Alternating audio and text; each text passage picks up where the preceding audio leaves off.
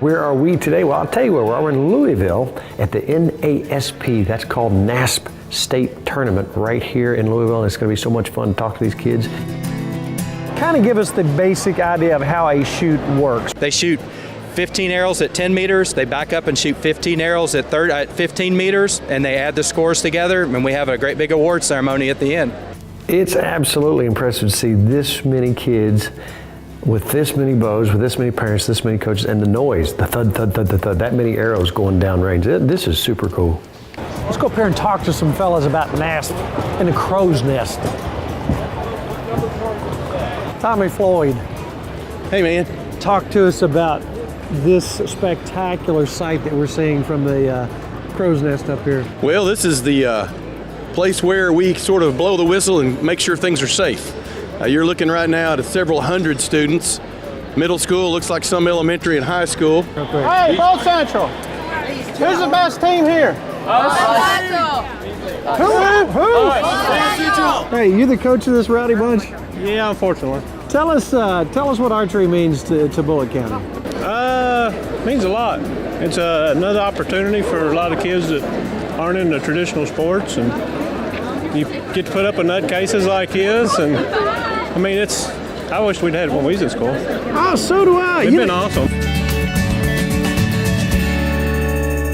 This is a great picture of what this wonderful program has done for many years in this state. It started in Kentucky, as you know, a partnership between the Fish and Wildlife Department and the Department of Education, and it's exploded. It's multiple states, even multiple nations now. Let's talk to some parents about how much your kid loves this. How much time do they spend a week?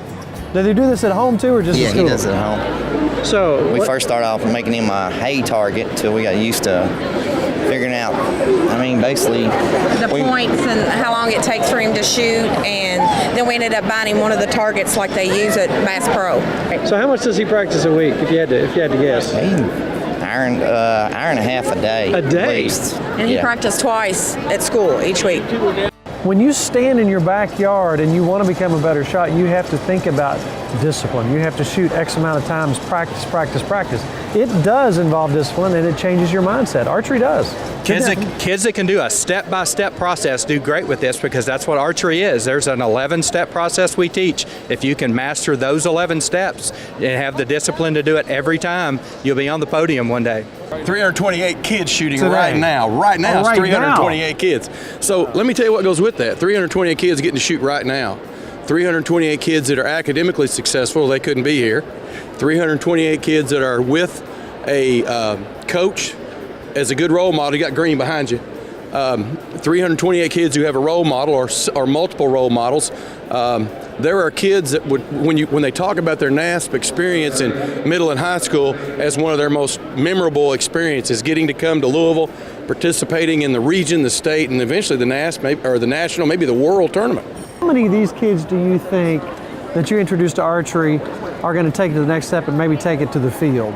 Oh, several. I got several of them. Half, 2/3 of my team deer hunt. No Squirrel kidding. hunt, rabbit hunt. How many people are you reaching that maybe didn't hunt who are now probably will? Several. Several. I think Several's good. Several. I like that word.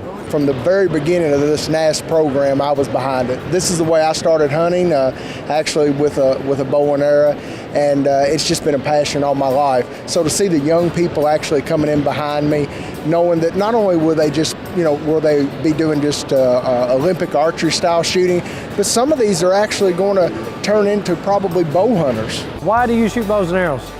Growing up doing it is what I love to do. I mean, getting to go out and shoot tournaments like this, and then also just bow hunting. Are you shooting today? Yes, sir, I am. Who you shoot for? Bullitt East High School. So who's the best shooter right here that I'm looking at right now? Me! So why are y'all so shy? This is our first time on TV. Yeah. I think you didn't get my joke. Y'all aren't shy. You're very outgoing. You're very gifted archers, I'm sure. Who's going to win today?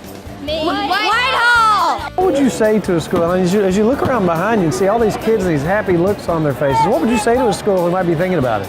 If I'm talking to the principal, the first thing I would tell them is 40% of the kids surveyed in NASP said their grades improved because of archery.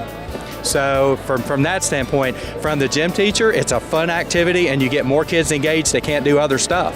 Yeah, since these tournaments began, I've been a part of it. It's really a thrill to see some of the kids that were here, then now coming back and watching their younger brothers, younger sisters, maybe even kids of their own. So yeah, that's pretty cool. Even though the names and the faces continue to change, especially I love seeing those pink bows running around. But when I see the families come in and I see a child that might not be on another team or an activity in their school, I see their family with them. I see their grandparents with them. I see them talk about how they did today. I see the pride. This works.